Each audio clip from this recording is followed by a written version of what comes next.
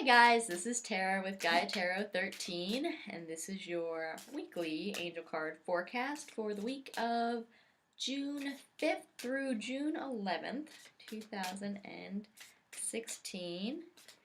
And this week, there's one. This week I am using the Healing with the Angels Oracle deck by Doreen Virtue. Ooh, there we go. I'm kind of all over the place. If you watched my tarot video also, then you'd know I'm a little happy today. So, okay, so as always, I am pulling 3 cards from the deck. There's the last one.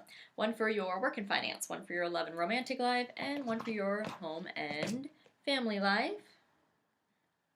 I got a little something tickling me. Okay, let's get started. In your work and financial life, we have self-acceptance. Self-acceptance. This is really funny because I know that last week I used a different deck, and I was talking about self-respect and how that's been coming up a lot. And this is along the same lines. So, in your work life, if you are finding that you are having a hard time either at work, at your specific place of employment, or in the field that you're in, this is telling me that maybe that job's not for you. Maybe that career path is not for you. And actually, as I'm saying that, I'm getting a ringing in my ears. So I'm like 100% that this is the message for people this week. Accept yourself for who you are. Don't try to force something, force a position, or force a career path that isn't speaking to who you are as a person. Okay? So, a good example of this is a lot of people go into professions when they're young. They go to college because their parents always wanted them to be a doctor or a lawyer, right? So, they get on that career path early with the incentive of their parents because parents want their kids to be successful, right? So they are doing it with good intentions. They are not trying to, be malicious. They just want their kids to have a good life, right? Which is great.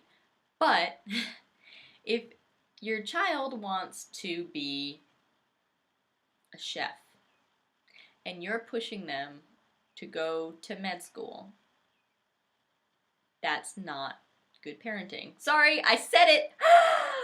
That's not good parenting. So now we find ourselves grown up, right? So you're that person now who wanted to be a chef and ends up as a doctor, and you may have a very good life as a doctor as far as what society says a good life is, right? You have a good profession with a good education, and you've got a nice house, and you've got a nice car, and from everyone outside's perspective, they are just jealous of you, right? They're envious. They wish that they could have all of the good things that you have, right? But you know that, yeah, okay, this is like the perfect little pretty life from outside, but I want to be a chef. So this is accepting that self, that self that you were, not who you are. Okay?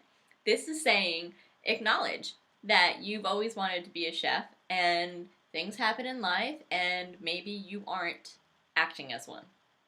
Maybe you're not in that career. Maybe stuff happens that you are not in a path or in a career, in a position, with a firm, whatever your circumstances, whatever it is that you want to change in your work life, and acknowledge who you are and what your values are and what you want to be, where you want to be, and work towards making that a reality if it isn't already. If it is, then awesome. If you're doing exactly what you want to be doing, then that's so great, and you can just fast forward through this part because it doesn't apply. But I know a lot of people aren't. I know a lot of people get pushed into careers that aren't true to who they are, and for whatever reason, they end up in that position, and they end up living a life or starting on a path to live a life that's inauthentic to who they actually are. And you are never too late.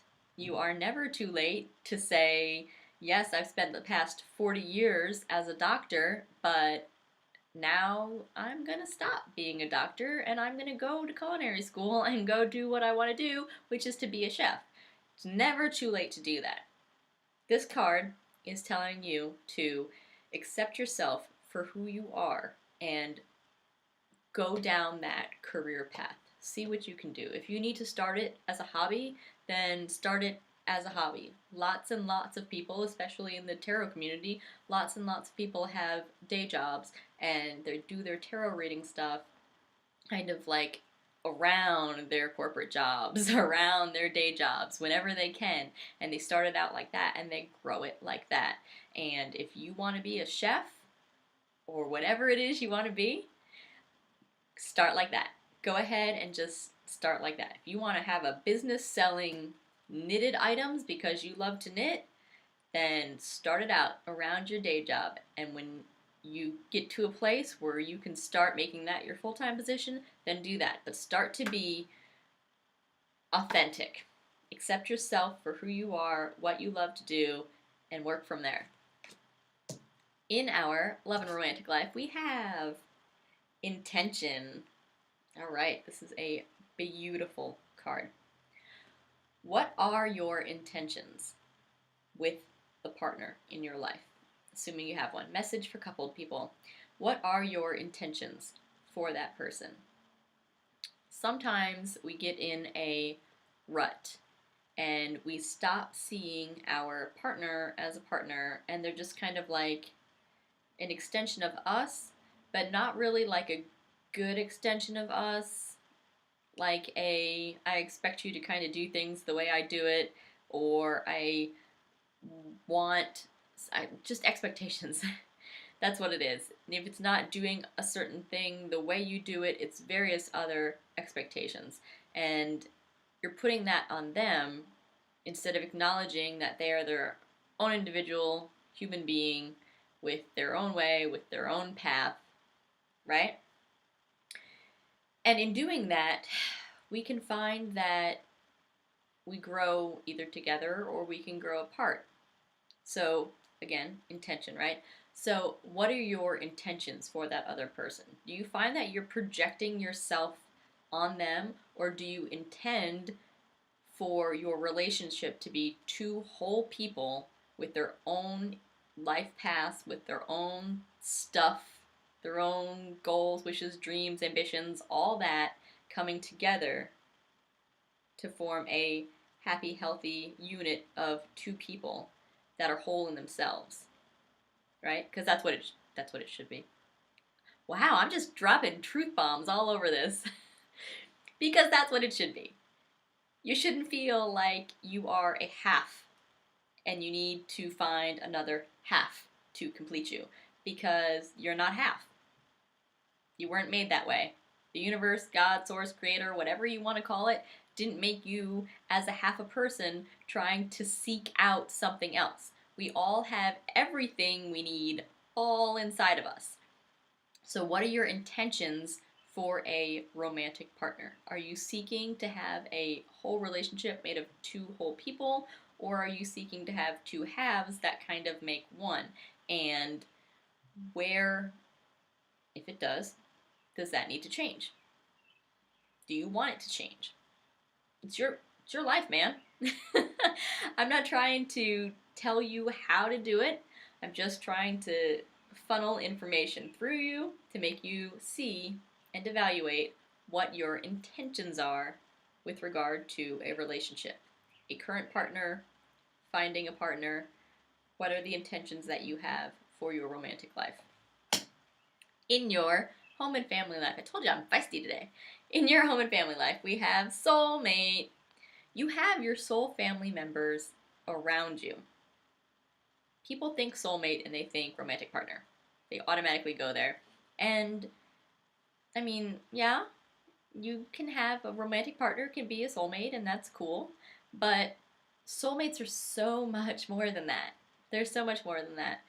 They are people who have known you in past lives, people who you have a connection with. They can be friends, they can be family members, they cannot be family members, they can be romantic partners. They they are someone with whom you have a soul connection with or a soul contract with. And it doesn't just have to be romantic. So, this is kind of pointing out to you, like, hey, maybe consider this another way. Look around in your life because it's in your home and family section, right? So, who do you consider family? Who's your soul family? And it's not always your blood family, right? Who you're born into, or who your direct relatives, extended relatives, who your family is, doesn't have to be your soul family. They can just be the ones that you were born to in this lifetime to teach you whatever lesson you're supposed to learn in this lifetime.